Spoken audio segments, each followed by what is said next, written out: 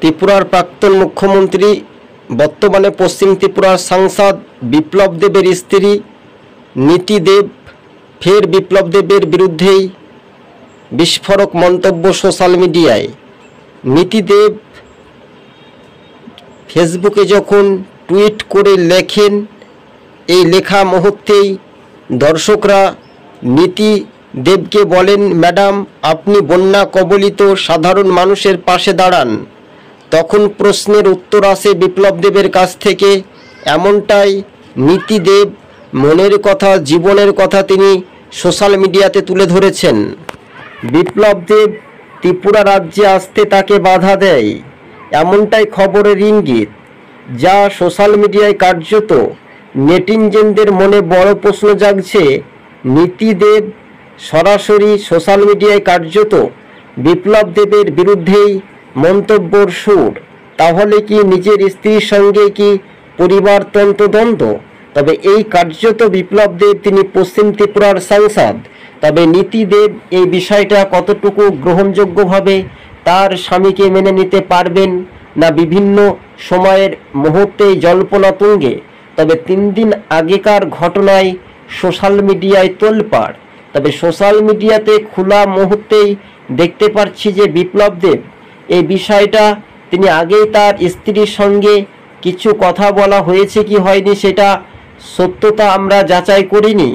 নীতি দেব আরও বলেন, জীবনের কথা মনে খুলে বললে বিপ্লব দেব অনেক দুঃখ পাবে, তাই দুঃখ দিয়ে লাভ নেই।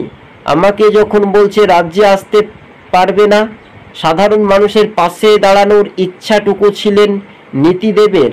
তবে নীতি দেবকে যখন দর্শকরা তার কমেন্টের উত্তরে তিনি বলেন, আমাকে তো বন্যা কবলিত সাধারণ মানুষের পাশে থাকার ইচ্ছা তো ছিলই, তবে রাজ্যে বিপ্লব দেব আসতে বাধা দেয়। তবে এই রাজনৈতিক সমীকরণের জল্পনায় তুঙ্গে কিন্তু শুরু হয়েছে। নীতি দেবের প্রশ্নের উত্তরেই ঝাঁঝালো হচ্ছে উত্তর পূর্বে রাজ্যে ত্রিপুরায়।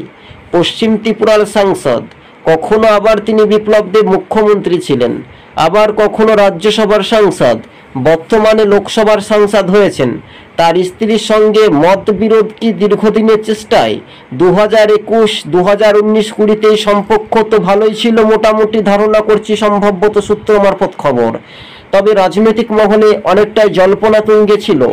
নীতি দেবের স্পষ্ট বার্তায় মা দুর্গার সঙ্গে তুলনামূলকভাবে কাকে বোঝাতে চাইলেন, এই কথার উত্তর কিন্তু আমরা দেখতে পেয়েছি সোশ্যাল মিডিয়াতে পোস্ট। তবে এটা পোস্টের উত্তর আগামী দিন কি বিপ্লব দেব পাবেন সেই মতাবেগ অনুযায়ী। তবে উত্তর পূর্বে রাজ্যে ত্রিপুরাতে গেরুয়া ঝড় ছিল, তখনও তিনি সাব্বাস জানিয়েছিলেন ভারতীয় জনতা পার্টিকে। হঠাৎ করে কেন মতাবেগ অনুযায়ী দ্বন্দ্ব, তাই স্পষ্ট করে দিচ্ছেন রাজনৈতিক মহল থেকে। নেটিজেনদের মনে বড় প্রশ্ন জাগছে, উত্তর পূর্বে রাজ্যে ত্রিপুরাতে যখন বিজেপির একচেটিয়া গেরুয়া ঝড়, তখন নীতি দেব রাজ্যে আসতে পারবে না কেন বললেন প্রাক্তন মুখ্যমন্ত্রী বিপ্লব দেব। রাজ্যসভার তিনি সাংসদ ছিলেন, আবার দেখা যাচ্ছে তিনি রাজ্যসভা থেকে পদত্যাগ করার পর সরাসরি লোকসভাতে তাকে সাংসদ করেছে ভারতীয় জনতা পার্টির নরেন্দ্র মোদীর নেতৃত্বে তিনি হয়েছেন। তবে সমস্ত সব জল্পনা কল্পনার অবসান ঘটিয়ে নীতি দেব বন্যা কবলিত সাধারণ মানুষের পাশে থাকার ইচ্ছাটুকু ছিল সর্বশেষ তাস বলছে নীতি দেব রাজ্যে আসতে পারবে না। এমনটাই তার বিপ্লব দেব জানিয়েছেন তার স্বামীর মুহূর্তে।